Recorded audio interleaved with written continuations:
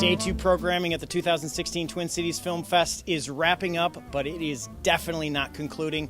We have one more feature film left playing tonight, directed, written, and starring Brandon Ruckdashel, my next guest here on the official Twin Cities Film Fest red carpet. I'm one of your hosts, Doug Sidney. Thank you so much for being here.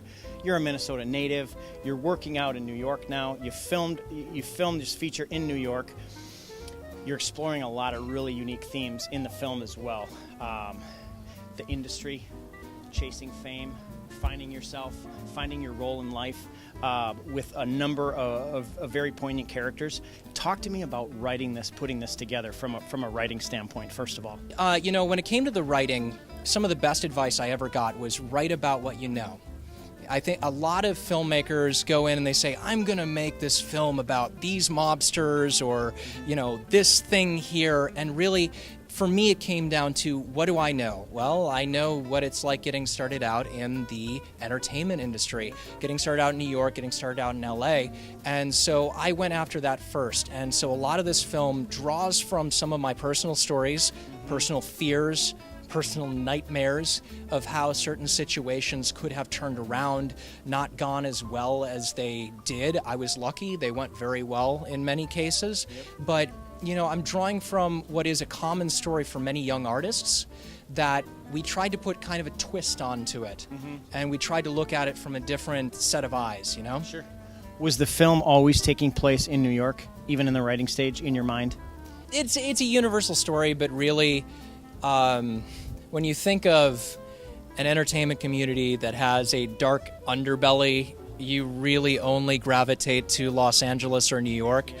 So there may have been a point at which I was looking at doing this in Los Angeles. Yep. It's really, the film itself, Grinder, is an evolution upon a play that I wrote a few years before that called Exposure.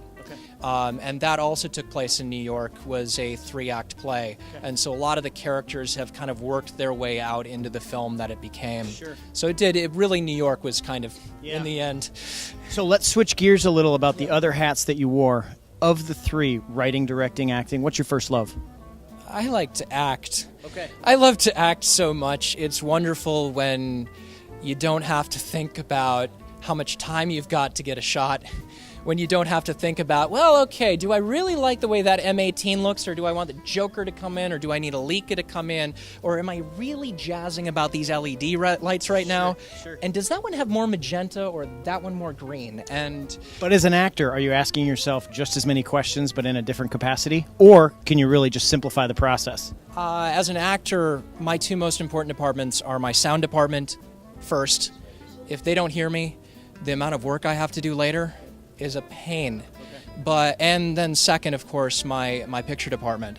And when I can work with my DP, when I have a very personal relationship with my DP, as an actor, I can have a moment going on, and I know I'm not going to get to that moment again.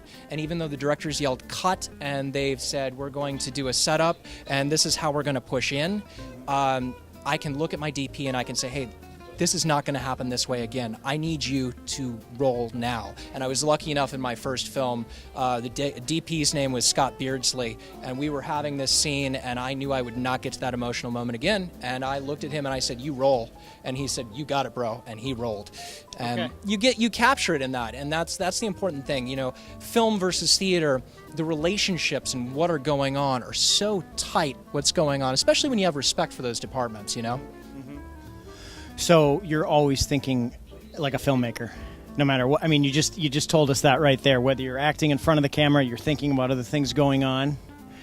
I'm guilty of it. Well, tell us about your experience directing on this film. With this film, I was very lucky with Grinder. I've done a lot of work in Los Angeles and New York. Two of the filmmakers I've worked with a lot, Fred Olenray and Jim Wynorski, are both Roger Corman alumnus. So shooting 16 pages a day is not outside of the norm for us. So when I was bringing my DP, Derek Means, who's absolutely phenomenal, he's brilliant, and Alexa Wolf, who is our gaffer, she was brilliant. When I was bringing them into shooting 12 pages a day and they were screaming, oh my gosh, we're going to do 12 pages a day, I was able to coax them into the process.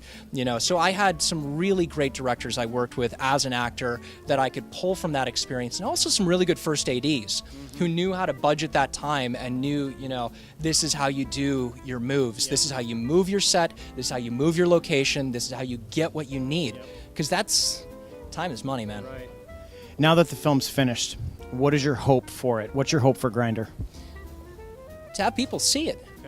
In the end, to have people see it, whatever that is, it's a new world. We live in the most beautiful time in the history of the world for filmmakers. You can get a camera for less than $5,000 that shoots 4K. You can get sound equipment for $1,000. You can get all of these things, and you can get hungry actors and creatives to create a product, and then you can distribute it yourself.